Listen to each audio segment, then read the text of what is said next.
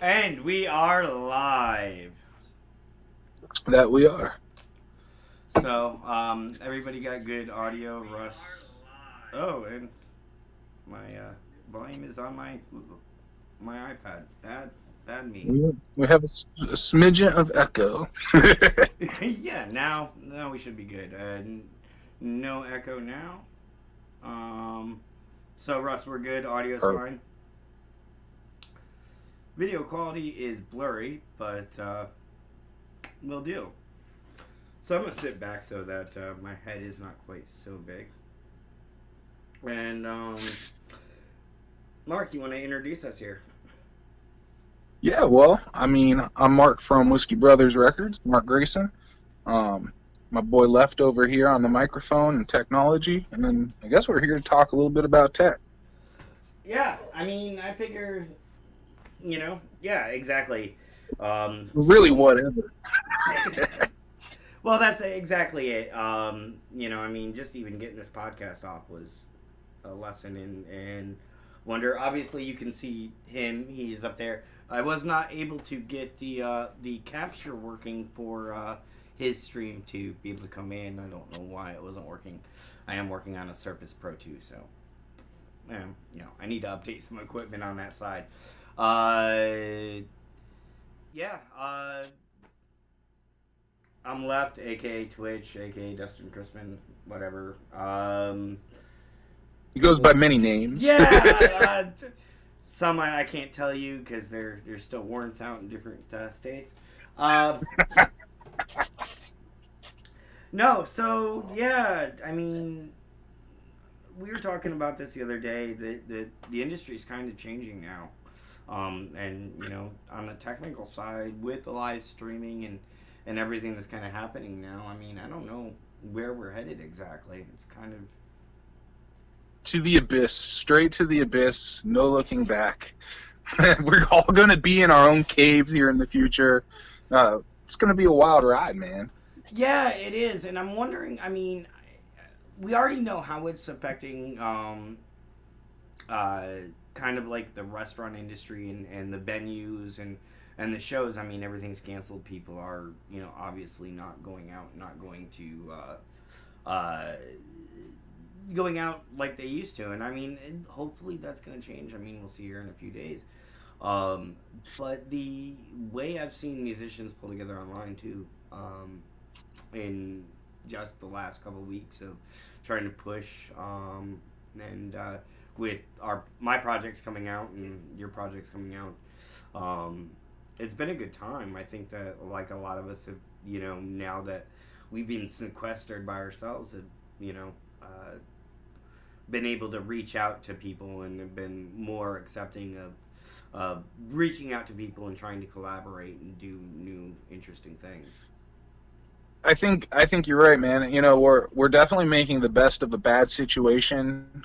A lot of us have more time on our hands than we want to have, and the question is, what are you going to do about it? Are you going to take that time and utilize it properly, or going to sit around and do nothing? And I think a lot of the musicians are taking this opportunity to create, and it's a powerful thing. I personally have been getting exceptionally organized here at Whiskey Brothers. Dude, I've never written a schedule for myself in my entire life. This is the first time I ever was like, okay, I have so much shit to do that if I don't write it down, there's no way I'm going to remember all of the little things I need to get done. And, dude, I'll tell you what, like, working from home and having all this stuff on my plate, I think that the ability to take a pen and write in, I don't know, I've got papers all around. This is all I got in arm's reach, but something as stupid as this in my sloppy ass handwriting and just writing out the things that you do throughout your week, dude, makes a tremendous difference in organization, and you're going to start getting things done quick. That's absolutely hilarious because I've been a lot of people talk about like digital organization and that sort of thing, and I've been working on some of that as well. But writing things down by hand, I can't really show you. I'd have to turn the camera around and mess up the angle and everything like that. That's a But lot of work. yeah, but I started actually just on the wall because the white walls here in the studio. Started doing a mind map basically of all my social media and social accounts and music accounts and whatever. So that can start, kind of just always seeing it and literally it being in my field of vision all day long. So that I remember to handle certain things and whatnot, and what my goals are on a particular platform. Yeah, man. And that's the other thing too is like, so we're kind of being forced to learn a bunch of different platforms. Um, for me, being, more of an analog mindset, and I've had a lot of old school mentors in my past who've come from the analog realm, and I've never been one that wants to sit and learn a program, but being forced to do that just in the past month, I've learned Final Cut Pro, Lightroom, Photoshop. I'm starting to learn how to do metadata on YouTube and Instagram and Facebook, and I'm starting to actually watch my stats go up. And for me, that's exciting. Like, there's a lot of established people out there, and their stats are already through the roof. And for them, having 50 plus subscribers in a week is like chunk change. But for me, dude, that's a big deal. It feels pretty damn good if I do say so myself. Yeah, and that's kind of the thing. I just getting the likes. Like I posted a small clip to Facebook the other day, of a track I'd been working on last week, and I've gotten I don't know. I mean, like 8 or 9 positive likes on it, and technically I probably shouldn't have posted it because it's spoiler alert for my new EP that is coming out. Self promotion aside. Congratulations, by the way. Thank you, thank you, thank you. Yeah, Um, man. but no, uh, you know, doing that and trying to figure out like how to make your way through, you know, learning, whether it be social media or video editing. Like I've had to learn the live streaming side and learn OBS software and try to reroute audio in my studio to be able to route through a different interface and set up things differently than I ever had before, in order to make it work. And so it, it's been very interesting. And actually, kind of on a related note, I had a question come in from my friend Blair. So, do you all think that the pandemic has made you more or less creative? Has it changed your songwriting content at all? Good question, man. That's pretty stellar. Honestly, yeah. I don't know. Like, it's not a change I could put into words personally. Um, but I think if I had to describe it, it would be like just start putting things out there mentality. Whereas before I had all this, I don't know. It's weird because I had more time before, but now I feel like I have less time for some weird, strange reason. And now I'm just like I need to put things out. I need to put things out now. And so I'm stressing less about is it perfectly polished and gorgeous. I honestly don't give a fuck anymore. It it, does it make me emotional? Does my heart feel something when I listen to it? Okay, it's ready to show the world. At least it's in a condition that it means something, and I put it out. And I think that's the big change that I personally have incurred. What about you, dude? It's funny. I mean, we hadn't talked in quite a while, and actually the pandemic is what brought us, back in contact really because I got on Facebook because I started making things happen again. And I think that's exactly it. Is it's not really the content of the music per se. I mean, I obviously like my stuff is generally dark anyways, but you know what I mean. Like being in funk or whatnot, kind of is obviously puts some of those uh, things into focus. Uh, that said, No, it's the mentality of getting things done, getting my EP done. I, I'm not going to admit to all my own sins here, but it took me a long time to get this Too EP many to done. count. Yeah. And it, uh, it took me a very, very long time to make sure I felt comfortable releasing stuff, and I've released very few things over the years. And I mean, I've done quite a bit of professional work, in the scene, and done a lot of stuff in the past and whatnot. That said, I wasn't really confident in a lot of my stuff, and it was just I stopped giving a fuck how confident it is. My SoundCloud now, I've got a couple tracks up there, and I'm throwing stuff that's not quite finished or what I would even consider close to finished up there, just for the sake of getting it out, letting people hear it, maybe getting some feedback, maybe having some people want to collaborate. And I think that I think that's kind of where I'm at now, is that I need to get out of the vacuum that is my studio. Even if I can't truly escape, physically at this point until social distancing and such, ease up and those restrictions happen. But I think, the mindset of trying to make things happen. True that, man. And I kind of want to bounce off of what you were saying about like getting the feedback when you put something out. Dude, the feedback that I've been getting has been overwhelmingly positive, and it then itself is this weird spark of fire that's under my ass now, because people are actually feeling something when they look at my art, and it's making me want to do more and faster. I went from putting in, a scattered day of like 6 hours of work to like yesterday I worked 12 hours with very little breaks. And it wasn't like, like when you go to work, it sucks. It wasn't like that. It was like, I'm excited because this is coming along, and it's making me feel emotions, and I'm going to get to put this out on Friday, which it is coming out on Friday, y'all. So do check that out on my channel. But, I think that definitely, I think musicians are turning this pandemic into a positive thing.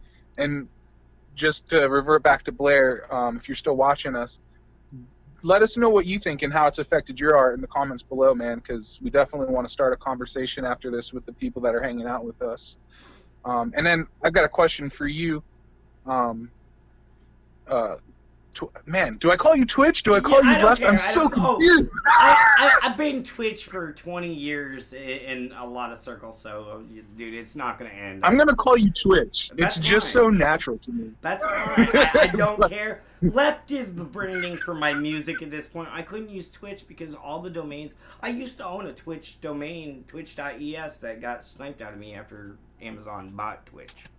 So, yeah. So my question for you, Twitch, is just kind of as a fun, geary kind of question, is since you've really been like pushing things and stuff, what gear are you most gravitating towards? I know you mentioned a piece of gear the other day that you're lusting after. How is your setup going? Well, like I said, there's a lot of things I have to upgrade. On the tech side of things, like right now with the live streaming coming up, Roland had a product that came out a few months ago, the Roland Go Live, which is dope. It allows you to connect a couple cameras via Wi-Fi and stream with the press of a button and all that sort of things, but it wasn't very advanced, and you need to have your phone connected and constantly on it to work it. However, Blackmagic, who's been tearing up the market on the video side of things, released basically it's like a mini standalone little video switcher TriCaster, if you know what that is. But it allows you to connect 4 sources, HDMI inputs, whether it be computers, cameras, whatever, and audio sources, and be able to do a full-on TV production on the fly. It's ridiculous. It's really, really cool. I want to acknowledge too that my buddy Swearwolf in the chat there. I don't know. Have you ever seen Swearwolf here locally? I have not. You need to check out Swearwolf and his other stuff under his name under Azazel. I think that I'm murdering the pronunciation. He's on Facebook. I'll try to hook anybody that asks or whatever. Get you Well, if links. you're watching, man, drop a link so I could check it out after this stream. I'll Yeah, definitely yeah, check it yeah, out. yeah. Drop a link in the channel, man, and because his stuff's amazing. I've worked with I him look forward. before. And Blair was saying that her comment to get back to the other thing that you said before you asked me my question about tech. She's like, so it sounds like the pandemic has made you less worried about perfect tracks and made you able to release stuff that moves you. Done is better than perfect. That's awesome, and I agree. And like Swear was said, Beautiful. the positive motivation and feedback, it helps so much. I'm noticing the community coming together remotely, and it's inspiring. It's making me want to do more shit. Yeah, no, it definitely is. And Blair popped in with another question too. And I'm gonna let you answer this one first too, because I want to know. Because this is something we've actually kind of hinted on, and both of us talked about. And I know one piece of gear that you bought immediately. So, okay, so if money wasn't an issue, and you could buy two new pieces of gear, what would you grab ASAP and why? Holy shit, dude! That I know, I know, I know. if Only money two wasn't pieces. an option, I don't know, like a vintage Neve console. No. Right? Yeah, Uh, yeah, yeah. Where are you gonna put that, Mark? I think unrealistically, I would buy an entire house and just convert it into a studio. But Yeah, gear wise, I think I would probably drop the cash on a new computer with like the most updated specs, so that I have two working stations for when I have like my business partner over, and then we can get twice the workflow done. Because him working on a laptop is somewhat efficient, but things are slow. And I'd probably design it more towards video editing because that's kind of where my company's heading right now. Um, so that would be one is a fully updated Mac, and two, I think I'd probably buy another Apollo so I have more inputs. I mean, I'm an analog guy. I'm all about recording live sound, and having another Apollo and the extra inputs would be invaluable. yeah. I'm kind of with you there. It, and my thing would be money, no object. You kind of hit the head there. I want analog uh, inputs. I need more inputs in my studio. I'm already very very low. And probably another interface. I'd like to get like one of the Motu 32 channel whatever's. Um, Nice. and that's probably what I'd go for on that side. The other end of it is some sort of summing box, whether it be like the Neve 8816 channel summing mixer. Even though we said money's no object, and that's relatively in the scheme of things a budget piece of gear. Um, and on the high end, it's a budget piece of gear because if you're gonna spend money, why not just get a whole Neve console? Um, Yeah. but uh, yeah, no, I mean I think that I want to be able to kind of improve what my masters are doing, so that summing is really important to me. I do so much. I mean, like you now, I do a lot of analog recording, or well, the analog side of my recording is very important from my hardware.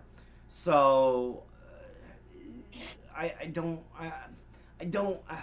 my if I could get more into my laptop and better without having to overload it because it's old and crusty and I need a new one, and that probably should be on my list.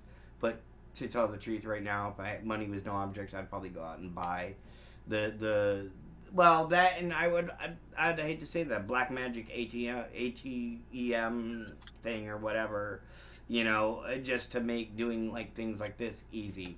It would make it Yeah. so easy to do one HDMI cable from my laptop and one from this machine that I'm shooting on now, and it would stream and everything would be beautiful and we would have no problems. And I wouldn't have had to fight for it for longer than I thought. So What? I was gonna say, so thank you, Blair, for for making us lust at more gear that we don't have. Yeah, the gas is strong, and if you do, for those that don't know, gas gear acquisition syndrome. Oh, It's a problem. Yeah, it's a disease. It's like chronic terminal illness. We're sick. Yeah, no, it's just an issue. Oh, wait. I'm so. Yeah, Claire says she wants a new Mac, and they are sexy, Blair. I agree. I strongly agree. Twitch, man, I thought of another question if we have time for it. Yeah. Well, like we've said, dude, this is random. Oh, by the way, for those that I'll get to your question in 10 seconds. This is just gonna be random. We're gonna try to do this once a week on like a Monday, sometime in the evening, and it's just gonna be us chatting, people in the chat room talking, whatever. We called it Whiskey Left this week. It might be something different next week. We don't know. So anyway, go ahead with your question. We don't. We're just flying by the seat of our pants, man. We're glad you're showing up for it, and we love the questions because that's why we're here. So Twitch, just to reminisce about the old days, what's the last in-person session you had with actual people, real people, human people? Recording? Yeah, session. It could be whatever. What's the last human contact you had in the studio? In the studio here, I had my buddy Debo and his brother Jay over recording vocals. It's been probably 2.5 months since that happened. I've done some other stuff at our good friend and my former student / business partner Slopez, and I know him. No, you don't know Lopez. Dave Grohl? yeah, exactly. Dave Grohl was my intern. I want that on a t-shirt now. Yeah. With Lopez's face right in the center. Exactly. Well, if you did it like in black and white, kind of like, like posterized the picture, nobody could tell the difference. It's hilarious. Yeah. It's ridiculous. Yeah. Well, going back to your question, though, it's interesting because, like, we've been talking over, like, the last week, and what I'm actually amazed at for... I'm going to say we've both done a lot of professional work, whether it be on the low end or high end or whatever. None of that matters. The fact is that you, sir, have made a working studio happen during the pandemic and been continually releasing shit. And that's ridiculous, and kudos to you for that. That's impressive. Thank you, man. Thank you so much, dude. Well, I mentioned earlier I had a lot of good teachers. What some of the people listening might not know that you were probably one of my very first teachers as far as the audio realm goes. And you set me up with Contact Ultimate, which is an extremely expensive program, by the way. Thank you for that. Yeah, you're welcome. And you said have fun, and that's what I did. And you taught me how to use Ableton, and I used it in absolutely not the way that you taught me. I don't do anything in Ableton that is what Ableton is designed to do. I actually use it a lot like Pro Tools. But yeah, man, No, that's exactly what you I were taught definitely one of you, the though. That is exactly. I taught you to use Ableton in the way that it works for you, because I don't use Ableton like people thought you should use Ableton. That's the whole point. That's the beauty of it. Blair's an Ableton user too, and actually, she's gone through one lesson which I'm still withholding the grade on it. I'm not going to give her an F yet, but she's got to complete it here this week, and she's got a lesson due, and That sounds like my student. Yeah. yeah, well, that's another thing too, because some of you don't know in our history, Mark. I'm gonna get yelled at here. Hold on a second. Blair commented that's fair. Okay. So a lot of people don't know. I met Mark when I worked at GC. I was a recording production instructor, and he was one of the guitar instructors there. And yeah, and I was working and starting another company, and Mark did some work for us, and we've been friends kind of ever since. And yeah, no, I can't believe, in all honesty, and the same goes for Lopez, kind of like how far you guys have been able to take stuff. And it's been very rewarding on my side, and that's what I wanted to get into is, you as an instructor, and I'm sure, you've had to put your any teaching that you were doing on hold. I haven't talked about that recently, but, I've seen a lot of other people try to jump into doing it and whatnot, and then another one of the old vocal coach, Mario, or Mariano. Mariano, yeah. I can't get sorry. I apologize. He's a good one. Yeah, I love that dude. And he was trying to do some lessons online. I haven't talked to him to see how he was doing about it.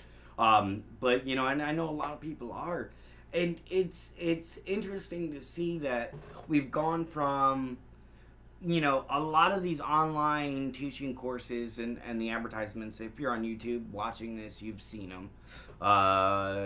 There's probably one before this thing if you got advertisements on your YouTube. For master classes and stuff like that. But I've seen a lot of grassroots doing, video lessons by video conference and things like that. And I think we'll see a lot of new tools pop up for that. Because we've also seen, with the educational system,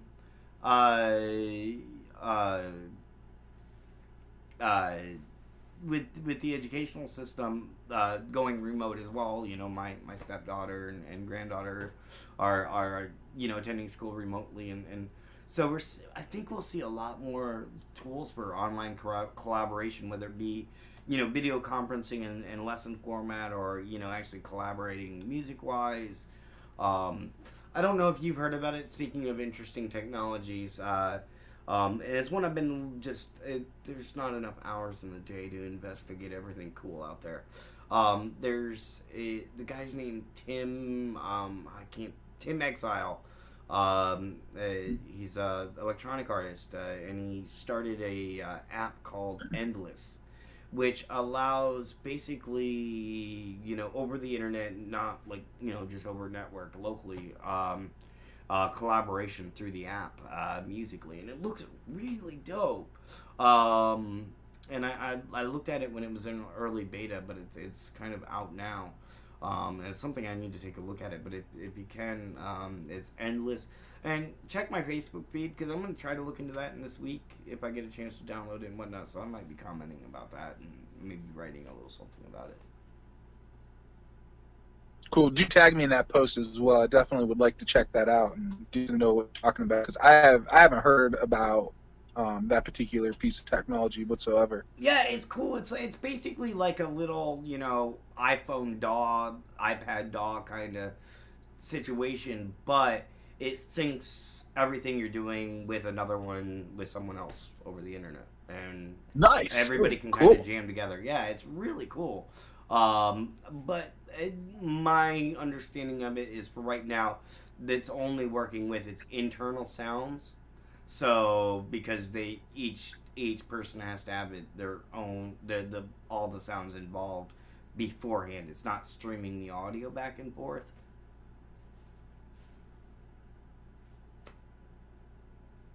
I did not compute any of that. I It's totally just had a blank out moment.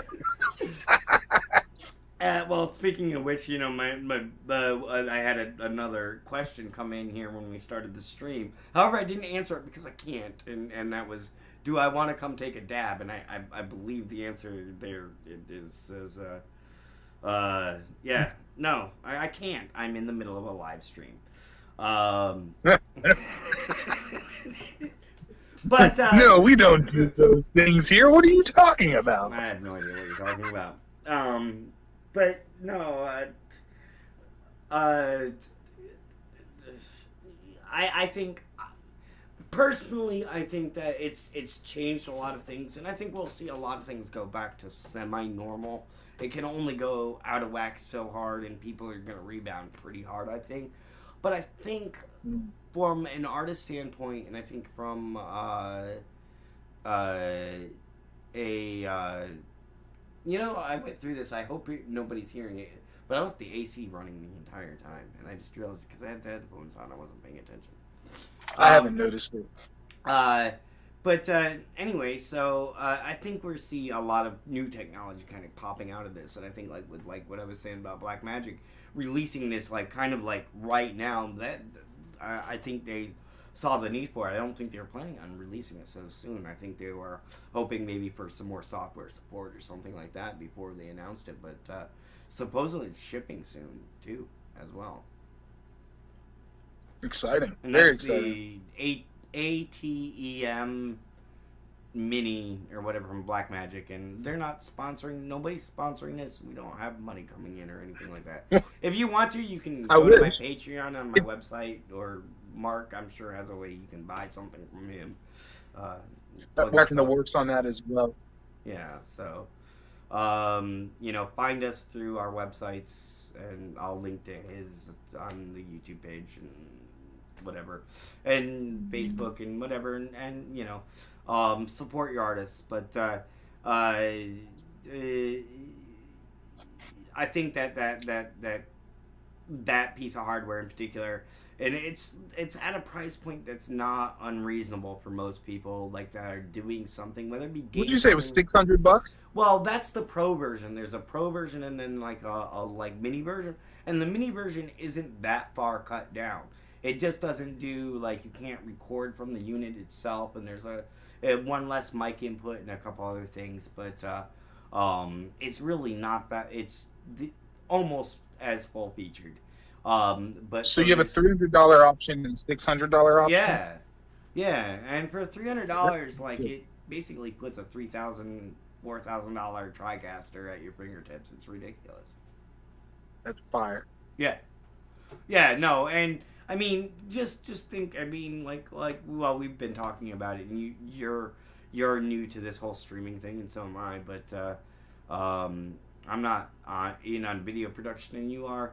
It's like doing all the things you would do to do for a video, just all in one little box and sitting on your desk and you can do it live. It's weird. Yeah, it's a different way of thinking, I think. But I think it goes to what we were talking to is the attitude of just getting things done too. Yeah, no doubt, man. So yeah, go ahead. No, go ahead. I was just gonna say I think that we're gonna be seeing a ton of art coming out in the next couple months. I for one look forward to it, seeing what people are coming up with and doing, and just people being thrifty and creative with their tools, because guys, it doesn't take much to record a song. If you need an interface, you need a computer, you need a DAW, and you need at least one microphone, and you can put something together. There's been entire albums recorded with an SM57, and they sound fucking great, dude. Like a 57, if you can buy one microphone, buy a 57. You Well, do a if you lot can of buy work with it. one microphone, buy a Unidyne, uh, uh, or not Unidyne, one of these bad boys. The Unidyne 3 vintage SM57. Oh, even better. Yeah, I got What, these. what's different?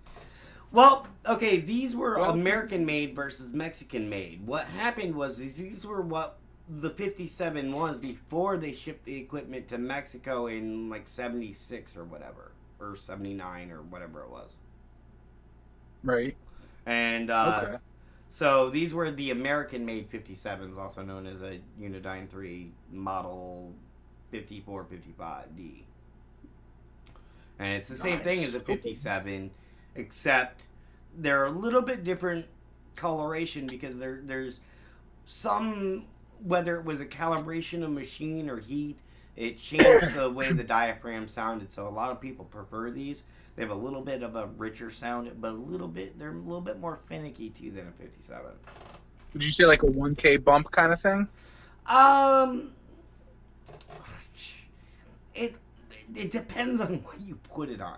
I mean, you're talking about these haven't been made for 40 years at this point, and they're all different. Every single one you pull is different at this point. Okay. So I have two of them. Well, actually, technically, I think four of them now, but I have two of them with me in my studio and two with our other gear at my partner's place. And so they all sound a little bit different, but they just have a character on them that is a little bit intangible, a little bit of that. The thing I hate in that everybody talks about is that mojo, but they have it. You know what I mean? Yeah. And I hate And that. I think that mojo, especially one thing that I've found is like, especially with dynamic microphones, those those diaphragms move a lot slower by design than a condenser microphone, and I think that gives that mojo character a lot of times. So just using a dynamic mic in general sometimes gives it that character. I found. Yeah, I definitely agree. There's something also too like and there's uh, this is something that a lot of people don't realize is that with like a dynamic microphone, especially a small diaphragm, like the 57, is there's a natural saturation that happens as the diaphragm is overloaded faster than it can move, and that's kind of the magic behind the small diaphragm dynamic mic. Um, Whether it be a 58 in a live setting or a 57 in the studio on a guitar amp, um, there's something that happens to it. In fact, actually, I know quite a few people that have used 57s as vocal microphones just because they like to get on top of it, and the directionality of it kind of helps them in that they're not moving around Anthony on. Kiedis from the Red Hot Chili Peppers, dog. Yeah, yeah, and Keith from Girls He Only. only uses a 57 in the studio, Yeah. man. Every vocal track that you hear, well, maybe not every, but the mass majority, he's singing on a 57. Well, there's a video of him for the We Are the World way back when they were like young. I mean, we're talking about like 95, 96 maybe. They did like the We Are the World cover song thing that was done by like I think it was Quincy Jones put that all together. And Yeah. he's like in the studio and he's like singing into like a U87 or something like that. But yeah, no, Anthony Kiedis said Maynard. I've seen use 57s on stage too. I think. Nice. Um, From Tool. yeah, yeah, way back. And I've seen it is because it's the only mic that was there. They had a 58 that was busted that night or whatever, but I love a 57. I do. They're kind of and Yeah. I love the old Unidynes. These things are just amazing if you can find them. I found these fairly cheap. I got the pair of them that I have for like $100. You know, you're looking. You know, that's it. Almost as cheap as a 57 new. You know what? $70 you can find them on sale now. You know, and Nice. Yeah. but yeah, no, I mean if you see a 57 with a silver body and a switch, some of them don't have switches and some of them have like the other one I have has a base that's missing that goes on it. They were like a desk base or whatever. And yeah, they're you can find them, and a lot of people just don't know what they are, and they just think they're an old crap mic because a lot of them don't even realize because they don't even say Shure on them. They actually say Shure Brothers, which was the original name of the company. Oh wow. Yeah, like Very cool, man. I did not know. Yeah, if you look, I don't know how well that's coming through, but it says Shure Brothers. And yeah. I don't know. I'm running a little low on topics. I don't know where you're at. If there's anything else you want to cover. I think this has been a good first talk. To be honest, I think this is a good place to call it for the night. Yeah, I think so. I think we're about the 41-minute mark here too. So. Oh, wow. That felt like 15 minutes, man. No, I know it's we've been rambling, dude. That's awesome. That's sick. And this is, you know, I think this is exactly what we wanted it to be. And anybody still watching out there, we appreciate it. I appreciate it. It's really important to us. Thank you, guys. And I think for, you know, both me and Mark, this is exactly what we wanted to accomplish. We've had a couple good talks over the last week or two, and we thought that, you know, some of you might find it interesting or entertaining. At least, you know, may want to come in and make fun of us or something. So, look forward. Please make fun of us. Please come and harass Mark. Me, leave me alone. But Mark's open game. I'm a glutton for the punishment. What can I say? I'll take some too. I'll join you, Mark. Anyway, thank you all, and it was awesome. Thank you, guys. Peace.